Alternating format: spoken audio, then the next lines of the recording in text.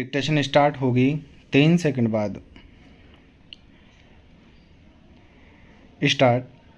प्रति अपीलार्थी के आवेदन पर से राजस्व न्यायालय द्वारा वादग्रस्त भूमि पर सीमांकन कराए जाने पर वादयस्त भूमि पर अपीलार्थीगण का कब्जा होना पाया गया था एवं राजस्व अधिकारियों द्वारा बनाए गए पंचनामे से भी वादग्रस्त भूमि पर वादीगण का कब्जा होना प्रमाणित है। विराम। अधीनस्थ न्यायालय द्वारा मात्र खसरा खतौनी के आधार पर वादीगण का वादग्रस्त भूमि पर कब्जा होना नहीं माना है। विराम। अधीनस्थ न्यायालय द्वारा उभय पक्ष के अभिवचनों एवं 4 प्रस्तुत दस्तावेजों पर सूक्ष्म विवेचना न करके असत्य निष्कर्ष निकाले हैं जो स्थिर रखे जाने योग्य नहीं है। विराम। यदि प्रतिवादी ने अधीनस्थ न्यायालय के आदेश की आड़ में वादीगण के सह स्वामित्व व आधिपत्य की वादग्रस्त भूमि पर से वादीगण को बेदखल करके कब्जा कर लिया तो वादीगण को भारी क्षति होगी व सुविधा का संतुलन वादीगण के पक्ष में है। विराम। अधीनस्थ न्यायालय द्वारा उक्त तथ्यों पर सूक्ष्म विवेचना न करके वादीगण की ओर से प्रस्तुत आवेदन पत्र आंशिक रूप से निरस्त करने में गंभीर कानूनी भूल की है। विराम। प्रति अपीलार्थी की ओर से आलोच्य आदेश को उचित होना बताते हुए अपील निरस्त करने की प्रार्थना की गई है। विराम।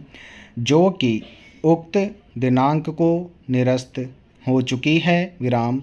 तत्पश्चात वादी क्रमांक 1 ने उक्त आदेश के विरुद्ध माननीय उच्च न्यायालय में निगरानी क्रमांक 630/19 प्रस्तुत की गई थी जिसे माननीय उच्च न्यायालय द्वारा उक्त दिनांक को निरस्त करते हुए वादी को इकरारनामा विक्रय भूमि उक्त दिनांक से वादी क्रमांक 1 को कब्जा कायम रखने का अधिकारी मानते हुए स्वत्व घोषणा व स्थायी निषेधाज्ञा बाबत दावा करने हेतु आदेशित किया गया था, परंतु अधीनस्थ न्यायालय द्वारा माननीय उच्च न्यायालय 3 द्वारा पारित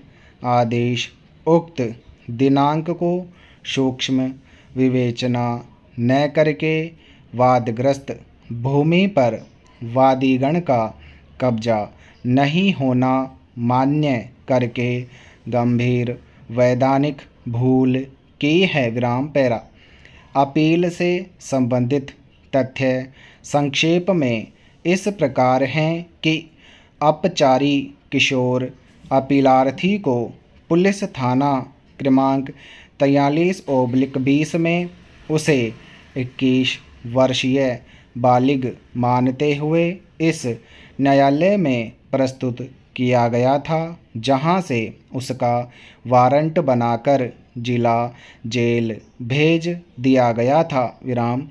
उक्त प्रकरण विशेष न्यायाधीश के न्यायालय में अंतरित होने के बाद आदेश उक्त दिनांक के क्रम में विधि विवादित किशोर को 17 वर्ष 6 माह का मानते हुए किशोर न्याय बोर्ड के समक्ष उपस्थित होने के लिए आदेशित किया और उक्त दिनांक को विवादित किशोर को संप्रेक्षण गृह भेजा गया। विराम।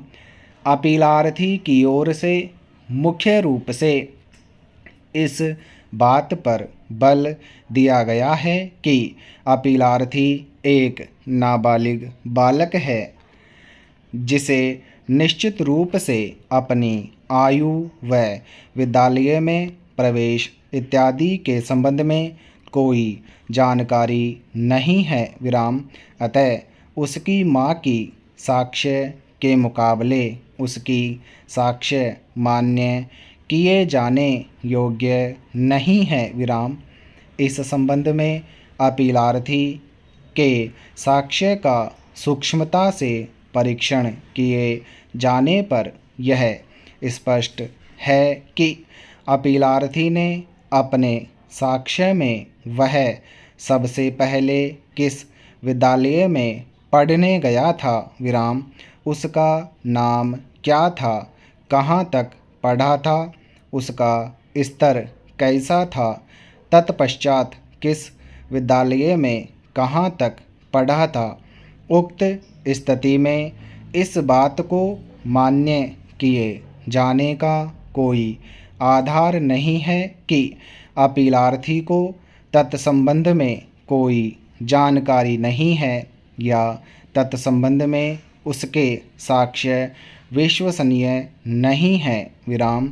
इसके अतिरिक्त साक्ष्य उक्त दिनांक को अपीलार्थी की आयु 18 वर्ष लेख की गई है और उक्त आयु का व्यक्ति पूर्ण रूपेण समझदार होता है। विराम। प्रकरण के तत्संबंध में यद्यपि प्रभारी प्रधानाध्यापक ने यह स्वीकार किया है कि वह 3 वर्ष 2006 में उक्त विद्यालय में पदस्थ नहीं थे और अपीलार्थी को व्यक्तिगत रूप से नहीं जानते थे। विराम।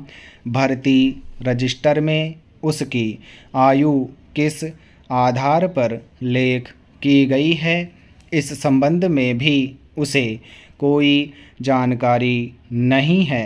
आधार पर लेख की गई है इस संबंध में भी, किंतु साक्षी का कहना है कि वह अपीलार्थी की माँ को जानता है और जब छात्र को विद्यालय में भर्ती करते हैं तो उसका प्रवेश फार्म भरते हैं और रिकॉर्ड भी रखते हैं। विराम।